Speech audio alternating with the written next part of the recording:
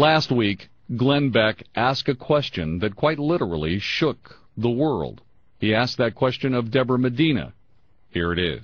When I said that I was going to have you on, you can't imagine the mail, pro and con, that I received. There was a theme that ran against you, and that is you're a 9/11 truther.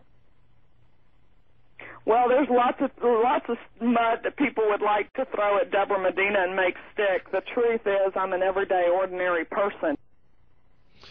That was the question. The interview ended with this. Okay, Deborah, thank you very much. I appreciate it, and best of luck to you. Thank you, Glenn. You bet. Bye-bye. I think problematic. While I don't endorse anyone, I think I can write her off the list.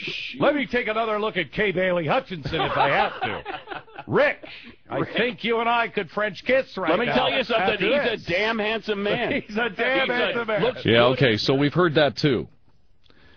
I got an email from somebody, and I checked it out. And then I checked it out again, and then I checked it out again. And this particular email and the subsequent work that I did on it takes us back to 2009, September, in fact, to a different conversation that Glenn Beck was having with a different group of people. These were 9/11 truthers. And he interviewed them. They're called the Jersey Girls. They have very good questions.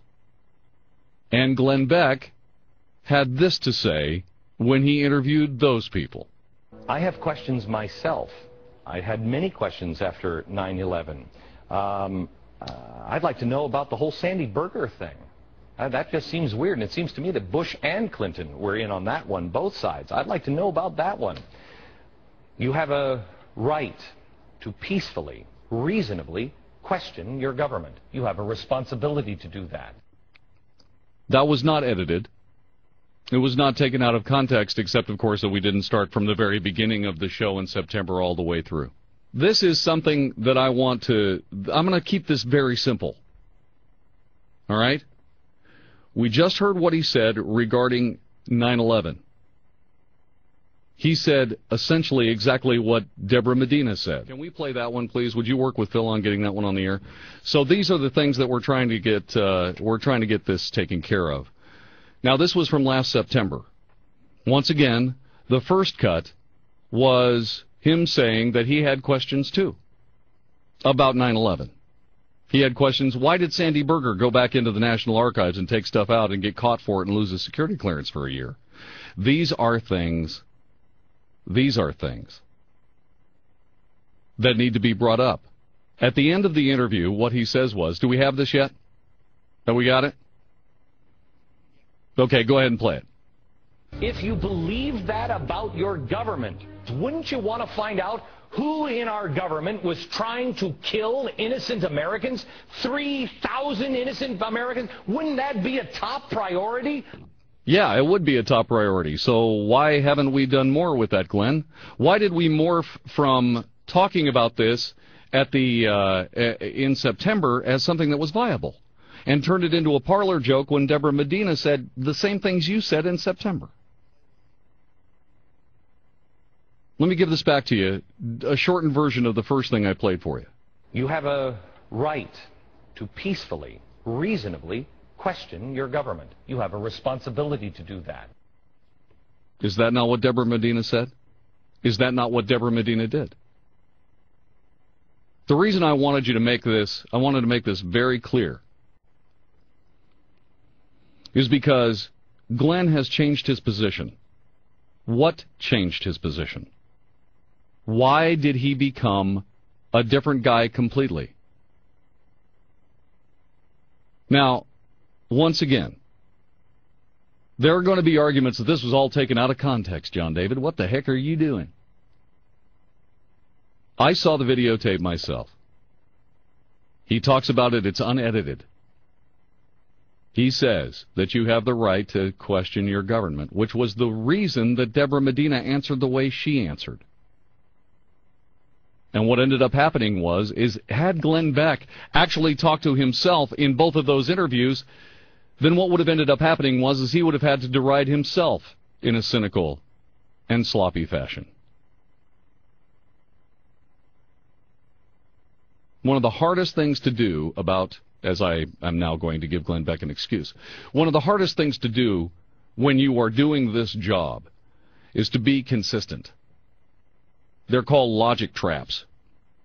You say one thing and then somebody brings you back a tape from what you said 2 months ago that's completely different than what you said about 15 minutes ago.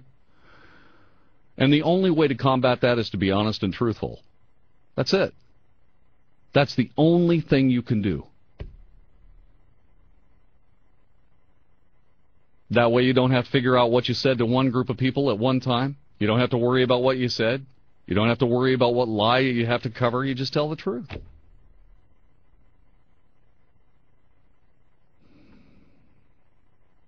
Now, I don't like to pile on Glenn Beck. I like Glenn Beck. He's an amazing broadcaster. This is a mistake, and people get to make mistakes. And by the way, I've been spending a lot of time talking about people making mistakes and saying the wrong things on their shows and when they have opportunities to be on their shows. I do. I make mistakes. But you needed to know that.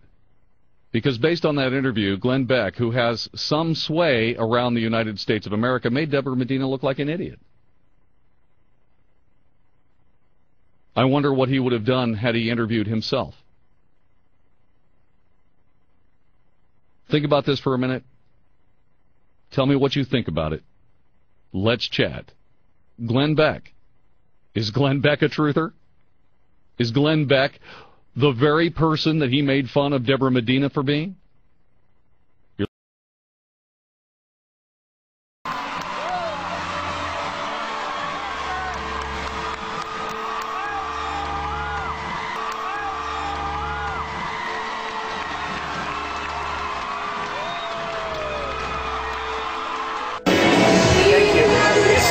Victims' family members and first responders in 9/11 that are calling for a new investigation. Thank you so much. I do, because I think that helps us get to the point of never again. Absolutely. And anything that we can do still to keep that reminder out there. Were you affected? Yeah, I have friends that were affected. I know people, and a lot of them are still sick and dying from the EPA because they lied about the air quality of that. Thank you so much, Sarah. Thank you for being here.